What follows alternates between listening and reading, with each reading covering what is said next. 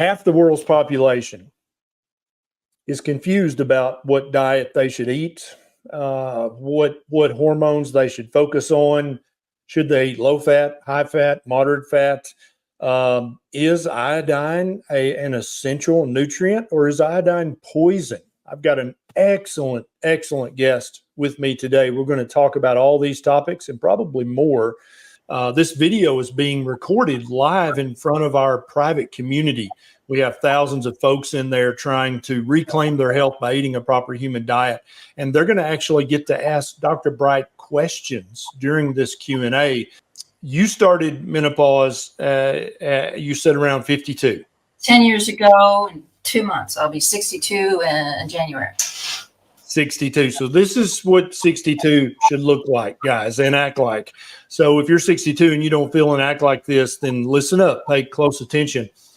Has the age that the average woman enters menopause, has that changed? Because we know that puberty is happening younger and younger, and I think that's a huge problem for girls.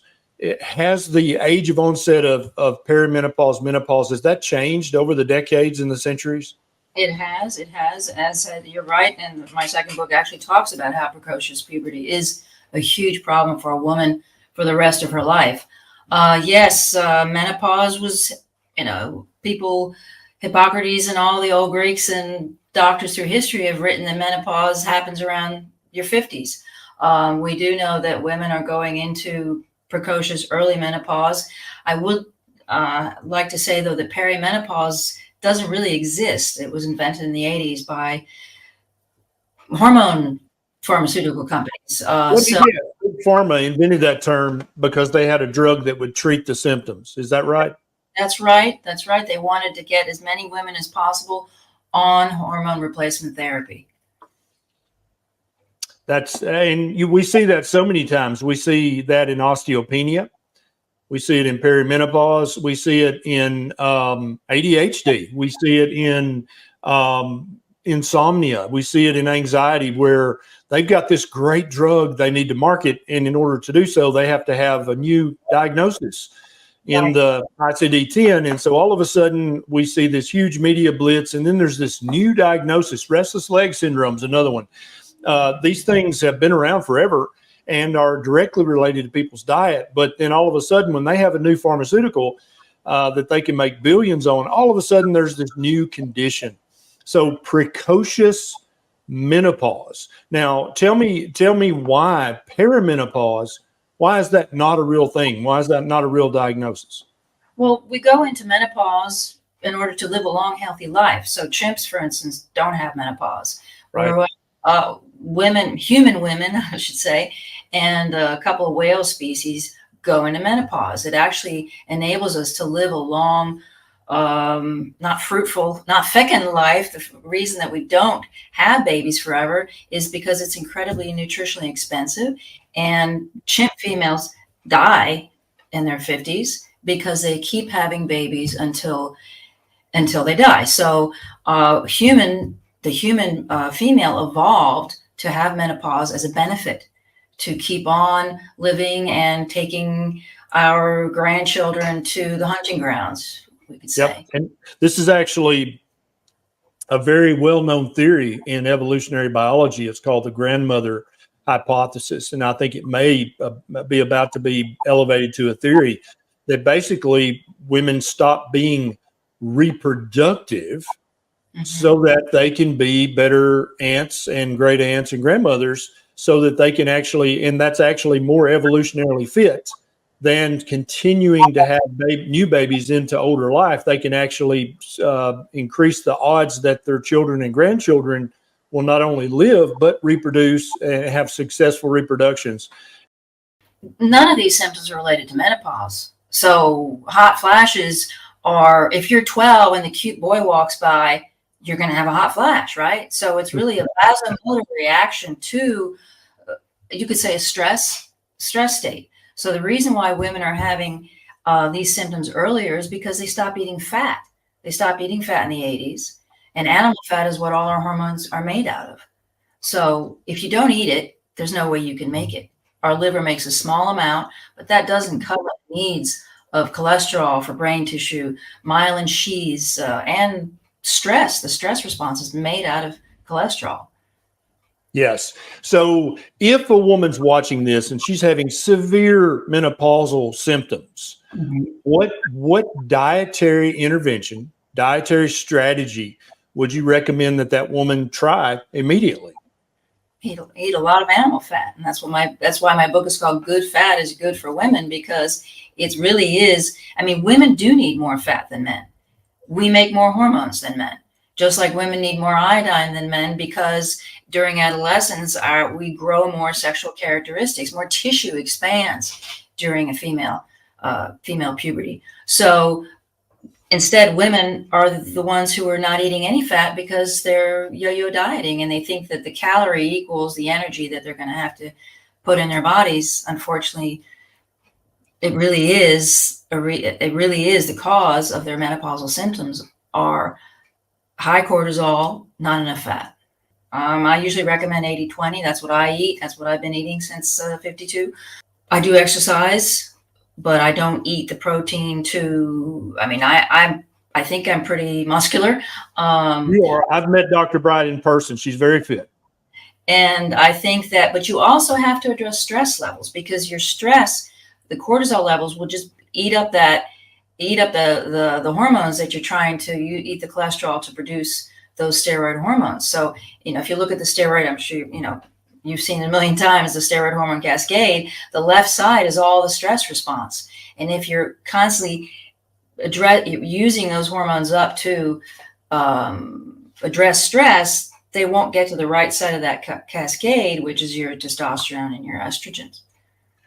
What does a typical day of eating look like for you? And I would suspect that that's the diet you would recommend for any woman who's getting close to the age of menopause. Well, I would actually recommend it for any woman and also adolescent. I wake up, I have a decaf coffee with my husband now puts an egg yolk and 2 tablespoons of butter.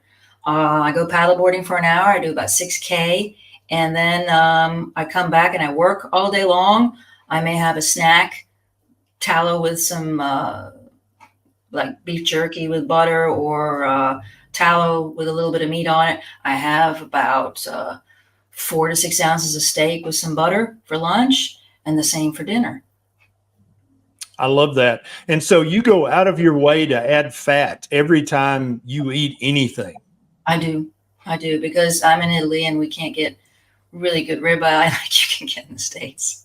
So you're not saying that just only menopausal age women should eat this high-fat carnivore diet. You're saying that we should start our young daughters on a high-fat carnivore diet to help with their hormone optimization, even at very early ages.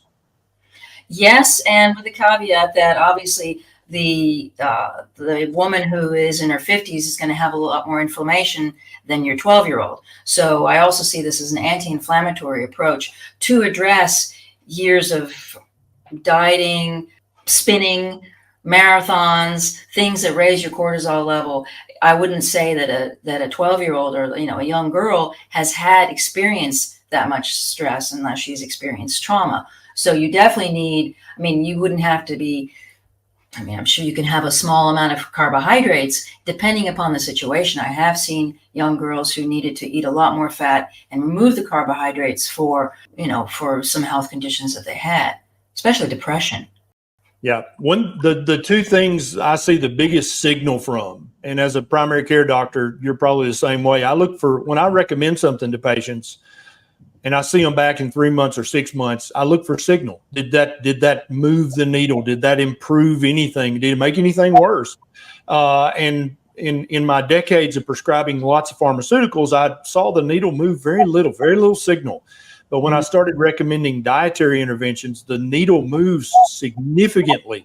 And 2 things in young girls, let's say anywhere around pubertal age, is acne and mental health. The signal to noise ratio is huge in young girls who have severe acne or who really have trouble with anxiety, depression, or other mental health issues. That's where I see the biggest signal. Is that your experience as well? Absolutely, absolutely. I mean, if you're talking about acne, it's obviously a hormone imbalance. You're making more androgen hormones than you are the other. They're all supposed to be balanced. So if you're not eating the fat, and you may have a thyroid condition, possibly, you're not having enough iodine, definitely, you wouldn't be able to properly synthesize the quantity of each of those hormones that you need.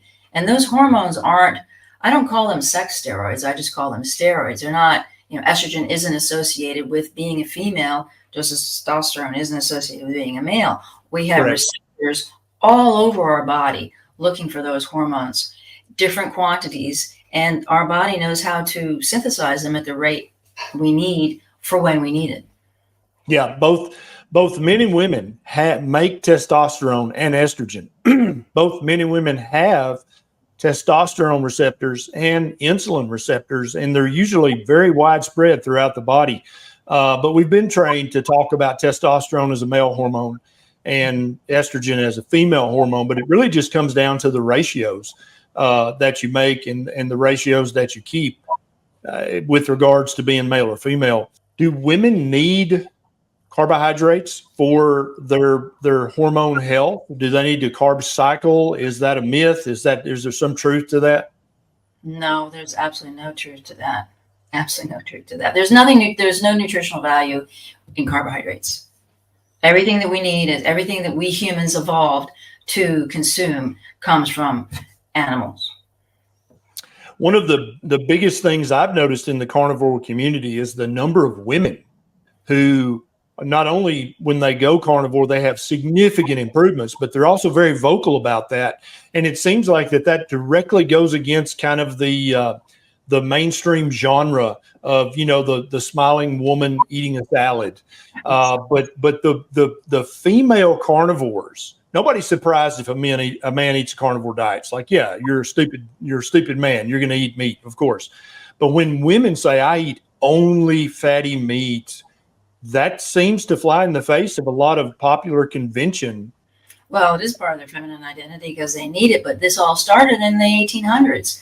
Women were associated with salads, you could say, vegetable, and meat was sexualized. Eating meat was sexualized. So the Victorians did not want women to, this is with the whole Kellogg thing and this thing. So the idea of, oh my God, women eating meat would make them think carnal thoughts, which actually, besides the fact that obviously it's just silly, that is basically the time that women as in Western society were told and instructed by doctors not to eat meat.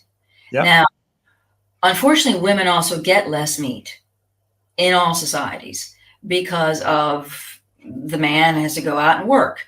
The women are home with 7 kids, building houses and working on the farm, but the men are supposedly doing the heavy lifting. Now, women always, in all societies, get less meat. So I think our society just turned that into philosophy to actually just have women get less meat, even though we need it. We need it desperately. Absolutely, libido is affected by your hormones. It's all made out of steroid hormones. I hear a lot of women having issues with vaginal dryness, for instance. That's a symptom associated with menopause. It actually is related to cortisol. If you have high cortisol levels, all your mucus is going to go to your limbs to run from danger. So your nasal mucus, your eye mucus, your intestinal mucus, and your vaginal mucus is just going to go away from those tissues. Now, if you're in a high cortisol state, many people are at night because they have imbalanced cortisol, especially if they're eating carbohydrates, they will have vaginal dryness and they will associate it with menopause. And then they'll go on hormone replacement therapy, which all it does is raise their cortisol levels. Scientifically, it just raises their cortisol levels. So my current advice to women of menopausal age when they start to have symptoms is to, first of all, try a very high-fat carnivore diet first for 90 days. If that fixes all your symptoms, great. If it doesn't, then continue to eat a diet rich in animal fat and animal protein, but consider bioidentical hormone optimization. That's my current recommendation to people. Susan, one of our tribe members, says, is it correct, Dr. Bright, that you do not believe that menopausal women need bioidentical hormones, or do you think there's a place for that in certain situations? I honestly don't, because if you eat fat, you're making your own hormones at the rate that you need. Obviously, you have to have adequate iodine levels in order to have your thyroid be able to figure out how many hormones to make, because T3 hormone actually regulates which steroid molecules are synthesized. Now, bioidentical hormones are plant sterols. Our body's receptors recognize cholesterol. So those are the sterols that our receptors are really looking for. Yeah, they're actually made from a wild Mexican yam in most cases.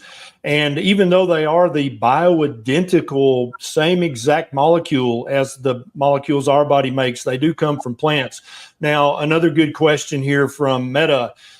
She's had her ovaries and uterus surgically removed. Now, the adrenal glands in women can make some of the sex hormones, but do they make enough? What about a woman like Meta? They actually make 5 to 90%. So we know this actually from Labree's work in the 80s, when they chemically castrated men who had prostate cancer. They looked at their testosterone levels afterwards, and they saw, gosh, these guys still have testosterone. How is that possible? Same exact thing in women. So most of our hormones, most of our adrenal hormones are made all our lives. All our sex steroids are made in the adrenals all our lives. It is during pregnancy, when an egg is fertilized, that the ovaries really come into focus to build the placenta and do all of that work. But all of the rest of the time, it's the adrenals. So even with surgical menopause, you are still, if you eat fat and you have reduce your stress, minimize your stress, you will be able to make those hormones that you need in your adrenals. Susan says, I'm taking 2% Lugol's to shrink benign nodules on my thyroid. I take 10 drops a day. Should I take more? That's 5 drops of 5%. I mean, I would do the Hakala Lab iodine test to see if you have fluoride and halides attached to your receptors. Yep. Maybe the iodine's not able to park in those iodine parking places. Yeah, and I love that you brought up fluoride. I think this is about to become a very talked about topic. I don't know if you saw in the United States, there was a recent court case that said fluoridated water that's a problem. We need to rethink that and relook at that. I'm not sure if they put fluoride in the water in Italy or not, but here in America, many communities, you have no choice. If you drink city water, municipal water, there's going to be fluoride in the water, and that's a huge problem, not only for children's IQ, but also for thyroid health. Walk us through how, if you're drinking fluoridated water, if you're cooking with fluoridated water, how does that affect thyroid health?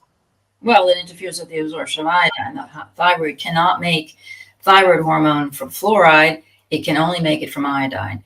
And that goes for bromide and chloride. Now, Ireland is another place where they have a huge issue with fluoride.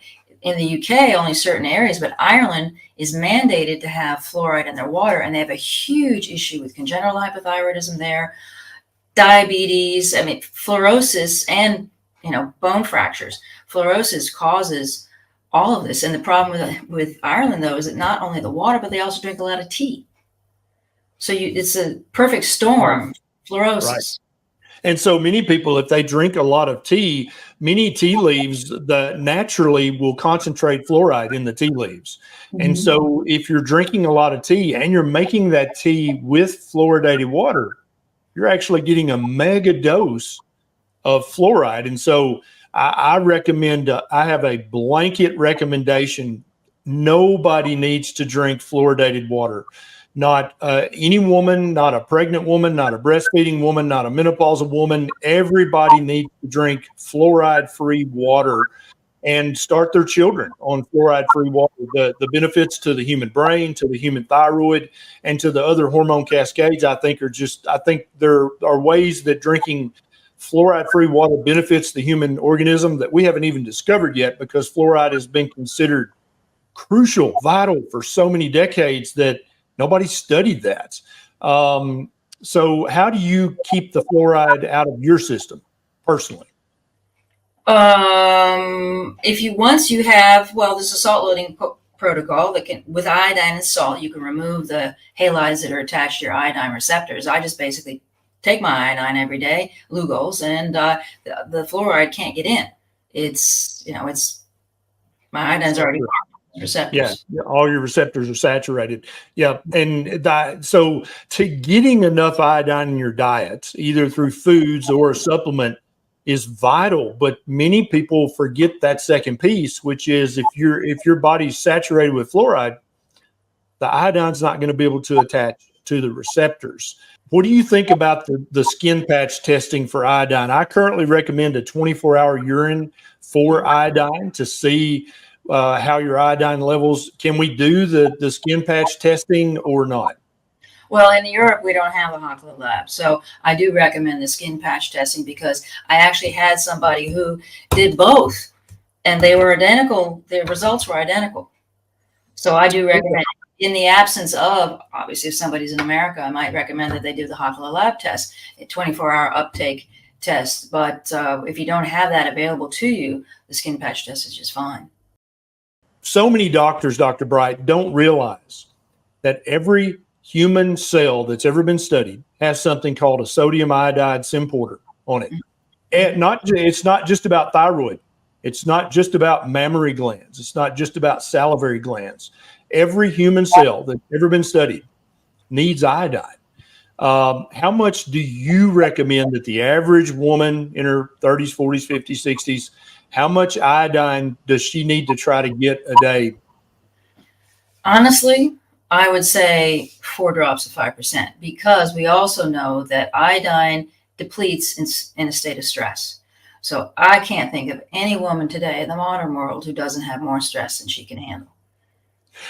A year or two back on Twitter, I tweeted, there is no such thing as iodine allergy in human. You may have reacted to iodinated contrast media, you may have reacted to seafood, but you are not allergic to iodine.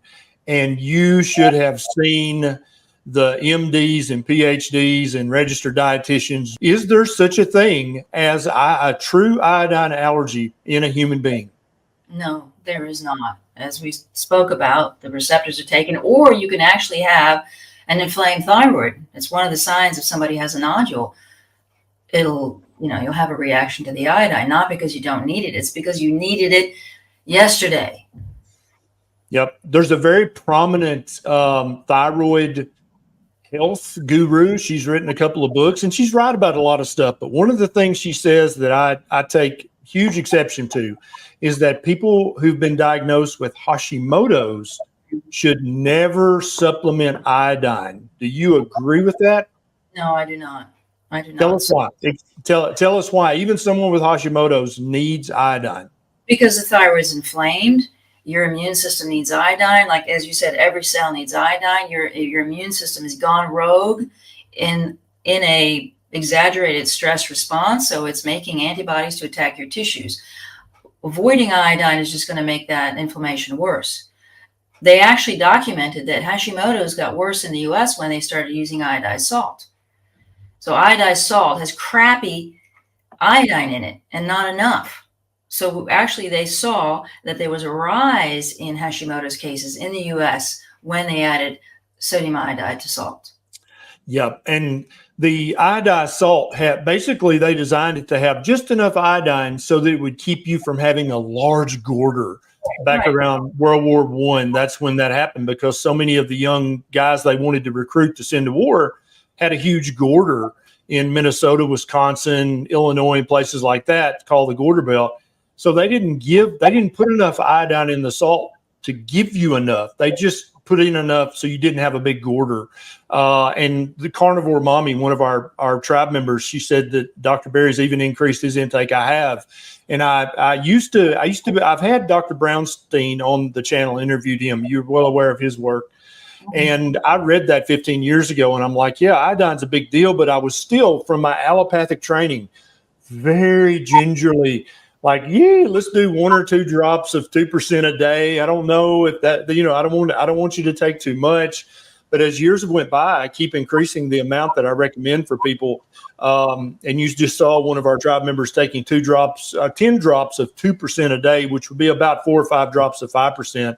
And I keep increasing my recommendation, and I keep having tribe members that are like, I'm doing 5 drops of 5% a day, and I feel amazing. Is that safe? And I'm like, yeah, it's fine. Keep doing it. It's fine. What do you think about the, let's call them mega doses that Dr. Brownstein would recommend of 25 milligrams or 50 milligrams a day? Do you have a problem with that recommendation, or do you think in some cases that's warranted? Well, I don't, because I mean, I have books from the 40s and 30s that have indicated, I mean, that's when, how much, which tissue takes how many milligrams of iodine. We do know that iodine is a water soluble mineral, and any excess comes out in your urine. I think that if you don't need it, you'll pee it out. Yeah. So yeah, I don't have a problem with that.